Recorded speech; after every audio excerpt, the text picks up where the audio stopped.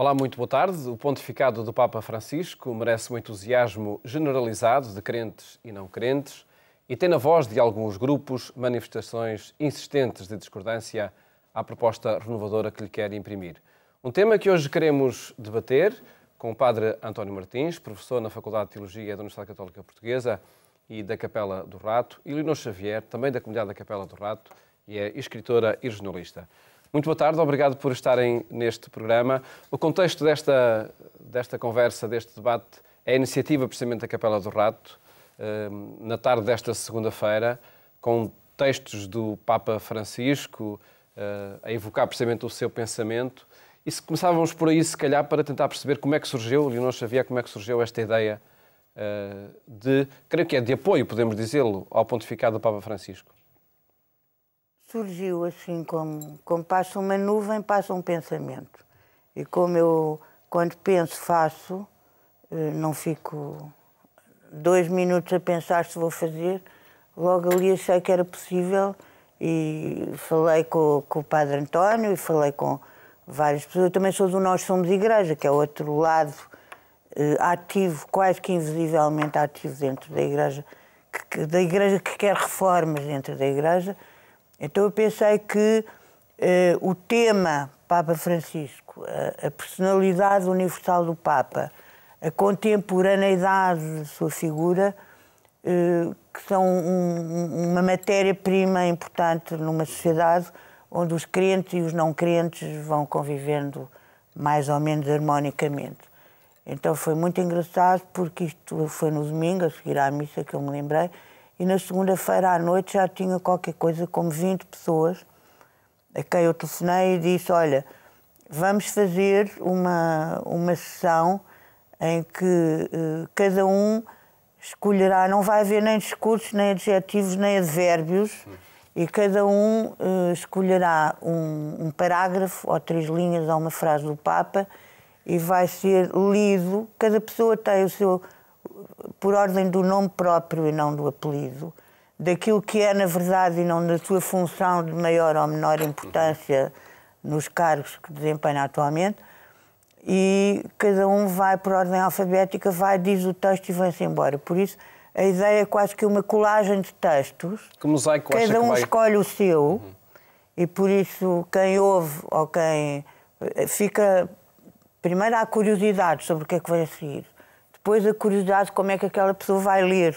Depois a curiosidade sobre o desenrolar da coisa toda, que vai ter uma música do João Madureira no princípio, vai ter o Luís Miguel Sintra que lerá o Cântico das Criaturas e no final haverá também uma música, em princípio, do Renascimento, em cravo e viola, e tudo isto... miraculosamente vai acontecer no máximo 2 horas, menos que 2 horas, e são 30 pessoas envolvidas. 30 todas pessoas que vão variadas. dizer o pensamento do Papa Francisco. Sim, vão dizer as palavras do Papa Francisco para depois termos uma ideia do todo do seu pensamento. Porque cada um escolhe, por isso é muito variado, são muito variadas as escolhas. Padre António, isto surge no início também do seu trabalho pastoral na Capela do Rato. E é uma forma da comunidade se aliar ao Papa Francisco? Boa tarde, Paulo. É verdade, curiosamente, como a Leonor o diz, a ideia surgiu no final da primeira Eucaristia, a 16 de setembro, último, em que eu inicio como pastor próprio da comunidade do Rato. Pronto, e tinha feito, durante a homilia, formado um desejo que pudéssemos continuar a ser, e possivelmente ainda mais, uma igreja a várias vozes. Uma igreja em caminho sinodal, uma igreja que se revê nas propostas reformistas do Papa Francisco e que por isso quer expressar a sua profunda comunhão de pensamento e de ação com o Papa. E pronto, e a ideia surgiu imediatamente a partir da própria vitalidade da comunidade, digamos, tendo na voz e no empenho da Leonor, digamos, o seu principal protagonismo, mas criou imediatamente ali, naquele momento, adesões que depois se propagaram e ativou uma rede de amigos, de contactos, de relações, de pontos de convergência, que a comunidade do rato já os tem adquirido e que, portanto, podem ser ativados nesta circunstância como foram noutras, é num diálogo sereno e complementar entre crentes e não crentes que se encontram no bem comum, na causa de uma humanidade mais justa e que reconhecem, digamos, no ministério e na palavra do Papa Francisco, este desafio e este testemunho de humanidade e de integração que nós queremos para o mundo presente e para a Igreja. Surge esta iniciativa quando as expressões de discordância com o Papa Francisco ganham algum relevo, infelizmente ligados a casos de abusos sexuais a menores. Estamos aqui diante de algo relevante, começava por si, Padre António, de algo relevante para o percurso renovador que o Papa quer imprimir, ou sobretudo algo que é consumido mediaticamente? As duas coisas. Obviamente que é algo que é consumido imediatamente, com a sua voragem, com o seu escrutínio, com a sua intensidade noticiosa, mas é também um drama, e um drama que tem atravessado a Igreja há 40 anos, 50, no pós-guerra, até hoje, e que se tem intensificado nos seus casos de revelação, de conhecimento, de tornar público, digamos, este drama, se não uma tragédia de abuso de crianças, de adolescentes, por parte de membros do clero. Claro que os abusos são um drama, sem dúvida nenhuma, e completamente a repudiar, mas perguntava era sobretudo essas vozes de discordância em relação ao pontificado do Papa. Eu também tenho uma atitude e um pensamento talvez um pouco mais sereno. Todos os papas do pós-Concílio Vaticano II foram submetidos a escrutínios tremendamente críticos. Porque o Concílio Vaticano II desencadeou na vida da Igreja, digamos, como uma dialética de forças contraditórias, que até então estavam como camufladas ou sufocadas. E imprimiu uma dinâmica pública de discussão, de pluralidade, que é tensa. Portanto, Paulo VI não teve vida fácil. João Paulo II também não teve vida fácil. Bento XVI, nos últimos tempos do seu pontificado, também teve uma crítica muito feroz. Portanto, todos estes setores de descontentamento, uma linha renovadora, condensam-se de uma forma profundamente violenta, talvez brutal, de acusação a este Papa. Mas pronto, se calhar isso é qualquer coisa que deve ser lido e acolhido com alguma normalidade e com alguma serenidade. Porque é bom que grupos que até então minavam ocultamente nos subterrâneos possam emergir e debater-se à superfície, tensões diferentes, opiniões diferentes, porventura contraditórias. Gera tensão, pode gerar conflito, mas gera também discernimento, que é aquela grande proposta que o Papa nos fala, uma igreja em processo, uma igreja em caminho, uma igreja que se fere com as tensões do próprio tempo e as suas tensões internas e que arrisca, e que, portanto, arrisca discernir o que é que Deus quer no meio destes conflitos todos. Isso penso que é positivo. Eu não partilho desta ideia de que a oposição faz parte do processo de renovação? Sim e não. Ou seja, é importante pensar que o Papa Francisco é latino-americano. É importante pensar que ele viveu a tocar o corpo dele com as pessoas, nos transportes públicos, na sua opção preferencial pelos pobres. Há ali uma decorrência na geração dele, a teologia da libertação é uma coisa muito próxima e, de facto, ele traz uma linguagem nova à Igreja. E a questão que se coloca é que, talvez, tanto Paulo VI como João Paulo II, como Bento XVI, foram papas, sim, na sequência de uma tradição da Igreja. E eu acredito que o Papa Francisco está a trazer aquela ruptura que o Papa João XXIII quis. Por isso não tem medo das correntes de ar, tem uma maneira de comunicar normal com as pessoas, não fala esses igrejês que ninguém entende hoje em dia. E naturalmente que a questão dos abusos sexuais são a face exposta de uma coisa muitíssimo mais ampla, que é a grande reforma que ele quer fazer. E que fez, todos nós acompanhámos mais ou menos as questões bancárias, financeiras do Vaticano. Todos nós sabemos que o Vaticano é um poço de víboras, de pessoas que se odeiam, que se detestam, que se tratam mal e que a gente vê nas ficções e nas realidades. somos todos humanos, são pessoas que vivem num círculo fechado, que são dominadas por hierarquias. Eu não sei, porque eu não sou padre, não sou freira, mas sei que há pressões enormes. Não é evidente para um padre ou uma freira ter uma liberdade de expressão. Por isso, pelo menos há esse imaginário do exterior, não é? Os católicos rebarbativos, como eu sou, que ando no asfalto, devem estimular isso. Agora, o que a querida é grave é que pela primeira vez nos salões se fala das coisas do sexo e por aí fora, também é verdade. E é verdade que o Papa Francisco, eu penso que ele é a grande figura do século XXI. Sim, pelo menos do início do século XXI é o, sem dúvida. Em todo caso, este processo de renovação, acha que iniciou com o Papa Bento XVI, até pelo gesto que ele teve de renunciar? Não. Pelo Papa João XXIII, quando... Ok, sem dúvida, no Concílio Vaticano II, sim. Claro que o Papa Bento XVI, a partir do momento em que se resignou pela primeira vez e teve consciência das suas limitações físicas, é um ato de uma grande inteligência, uma grande sensibilidade. O que eu queria dizer só sobre a Capela do Rato, rapidamente, é que a ideia é que a sociedade portuguesa inteira, representada por várias pessoas não crentes, com modos de vida e pensamentos completamente opostos, não chegar a metade das 30 pessoas que vão, não é chegada a missa, nem a padres, nem a nada, todos fomos criados numa cultura cristã, apesar de tudo.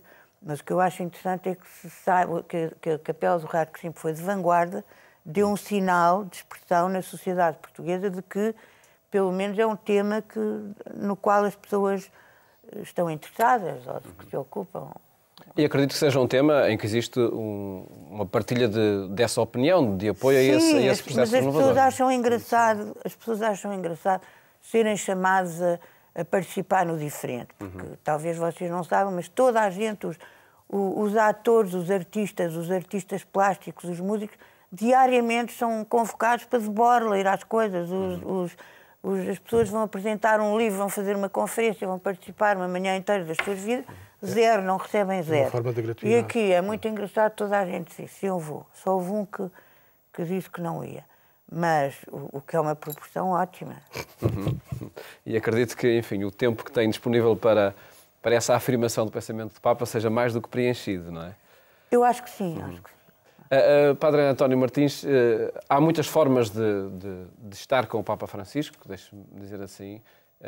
O Papa próprio também o pediu que neste mês de outubro se reze por ele, se reze contra as forças do maligno na Igreja, não é? Que chamou mesmo assim por essas expressões. Há esta componente do conhecimento do pensamento do Papa, através dos seus escritos. Acha que é a forma, diria mesmo, mais saudável de estar com o Papa Francisco? Porque é preciso conhecê-lo a fundo, não é? É uma das formas saudáveis, obviamente que não é a única. Portanto, a forma que o Papa pediu de oração, de intencionalidade positiva, de intencionalidade solidária de comunhão, numa pureza de intenção e de coração, também é uma dimensão a ativar entre os crentes, entre os católicos, que tradicionalmente têm como que uma forma visceral uma adesão espontânea ao Papa, seja ele quem for, em qualquer circunstância, é o sinal visível da unidade da Igreja e, portanto, questionar o Papa, nós podemos fazê-lo, porque é humano e tem estilos diferentes e tem abordagens diferentes à realidade e à fé. Mas pôr em causa a centralidade do Ministério Pontifício é pôr em causa também a unidade da Igreja no seu fundamento. E, portanto, ativar tudo o que é possível para organizar e expressar a comunhão do sentir dos crentes, diferentes níveis, com o Ministério, vou dizer uma palavra, o Ministério do Bispo de Roma, com o Ministério do Papa, é uma riqueza que precisa ser ativada no povo de Deus. Esta dimensão da partilha entre crentes e não crentes do seu pensamento, a dimensão de uma solidariedade orante, como o Papa nos pediu e que o queremos fazer, a dimensão de gestos proféticos, de testemunhos, de encontro aos mais necessitados, de ações de solidariedade, de acolhimento aos refugiados, de políticas sensatas de inclusão, tudo isso também são formas de expressar publicamente a nossa adesão ao Papa. o nosso reconhecimento. E que acredito que acontece neste evento, nesta segunda-feira na Capela do Rato, mas é transversal à vitalidade e ao dinamismo da comunidade. É, e transversal. Atravessa, digamos, constantemente a vida da comunidade nas suas diferentes iniciativas. Esta, mas na dimensão litúrgica, há um grupo de oração que se reúne em casa, intencionalmente a rezar o terço pelo Papa. Perguntava a Leonor Xavier, estas iniciativas concretizam, apesar de 50 anos depois, ou 50 e poucos anos depois, aquilo que o Concílio Vaticano II pediu, que é as comunidades emergirem a partir da sua iniciativa. Faz pensar em tanta coisa do Concílio que não foi concretizada. Mas este lado espiritual, digamos, o nosso sentimento espiritual em relação ao Papa, o Papa, no momento em que foi Papa, pediu às pessoas para rezarem por ele. Ele sempre pede. E todos os domingos, Isso, na oração do Ângelus. Sempre. Solicita. E por isso, eu acho que ele é uma ausente presença no nosso pensamento. Como é que eu vou dizer? É normal ao longo do dia, ou porque se viu uma notícia, ou porque se lembrou de não sei o quê. Ou seja, a sua proximidade com a condição humana faz que ele seja uma figura próxima e não só um mito. Bento XVI era um grande intelectual, mas era alguém distante das nossas vidas. Ninguém pensava... Ou aparentemente distante também, né? Quem conhece diz que não. Não, Quem conhecia era uma pessoalmente. pessoa eruditíssima, fantástica, um Desenvolveu por aí melómano, a sua vida, sim. Porém, era alguém que pertencia a uma elite intelectual e que Sim. provavelmente os intelectuais fariam parte do seu círculo próximo. Aqui é uma coisa mais abrangente. Aliás, toda a pastoral deste Papa tem sido pelas pessoas comuns, pelas periferias, tudo. Ele é alguém que comenta bem os acontecimentos do tempo presente. E por isso sensibiliza as pessoas. E essa experiência é particularmente notória com os não crentes? Muito, muito. Sim, sei lá, eu estou a pensar no Vitorino, estou a pensar na Irene Pimentel, estou a pensar na Ana Zanatti. Disseram imediatamente sim. O Viriato, Romano Marques, não é nada chegado a igrejas. Até pessoas claramente... Participam esta tarde nessa iniciativa da Capela do Rato. E também crentes. Não, e também crentes. Os crentes não vale a pena dizer, o Guilherme Oliveira. Ninguém vai como administrador não sei do quê. A Leonor Beleza vai como jurista. O Guilherme vai como jurista também. E as pessoas É o nome próprio da pessoa o que é? É o nome próprio e é aquilo que a pessoa é, não as funções que desempenha. As funções são passageiras nesta vida. O que interessa é a substância das pessoas, o osso das pessoas. Tudo o resto é... António, perguntava-lhe também esta experiência de diálogo que é possível e que se faz através do Papa Francisco com diferentes periferias da sociedade e com diferentes setores da sociedade. É uma novidade ativada do ponto de vista pastoral. Eu gosto de dizer que o Papa Francisco introduziu na vida da Igreja a revolução da ternura e da proximidade. Completamente. Esta dimensão simpática, e quando eu digo simpática não quero dizer apenas um termo, é entrar no drama dos outros, na sua condição humana, na sua singularidade, no acolhimento da sua identidade própria, das suas existências por vezes difíceis. Recordo a dimensão com que o Papa abraçou a causa das pessoas com deficiência, com que abraçou também a causa dos refugiados, como seu primeiro gesto profético em Lampedusa, como abraçou a causa do tráfico de mulheres nas novas escravaturas do século XX. Portanto, tudo isto nos ensina e nos apela a um estilo de proximidade, de acompanhamento, de contacto, de discernimento, que é um desafio e que, se calhar, não estamos tão bem preparados para o fazer quanto isso. Mas sobretudo pelo exemplo do Papa Francisco, é algo muito concreto que se vai fazendo também. É um contágio que vai imprimindo um caminho no estilo pastoral do povo de Deus, toda a Igreja. Sente também este contágio? Há uma coisa importantíssima. Quando eu fui viver para Santa Marta, em vez de ficar no Vaticano, depois há coisas divertidas. Quando eu fui ao Rio de Janeiro, que foi uma das primeiras viagens, logo no mês de julho, depois de ele ser Papa. A Jornada da Juventude. Fez tudo ao contrário. Em vez de ir por um caminho, foi por outro. Ele é alguém que não tem medo das pessoas. e que se expõe e que mexe, é uma figura táctil, é latino-americano. E basta dizer isso, filho de italianos. Por isso, quem teve alguma experiência desses países, realmente a relação entre as pessoas é completamente diferente. E ele contrariou esta tendência europeia de ser o centro do mundo e de se falar alemão e de se falar aquelas línguas flamengas e nórdicas e passar nós estávamos mais próximos das latinas. Normal, não é? Exatamente. O italiano Sim. foi durante muito tempo a língua... E depois vem de um país que, massacrado em constantes crises económicas e políticas, onde as pessoas tanto não podem... Tanto um dólar vale 20 como vale 0,1. E as pessoas têm que se ajeitar a isso. Por isso, alguém que seja argentino inteligente como ele flexibiliza e adapta-se às circunstâncias. E é isso que é importante no mundo. Se ele vai à África, não pode falar como se for a Badajoz, não é? Claro, claro. De facto, tem essa experiência. Enfim, facetas de uma personalidade que vão estar, então, vão ser evocadas, vão ser afirmadas nesta iniciativa da Capela do Rato, esta segunda-feira, a partir das 18h30.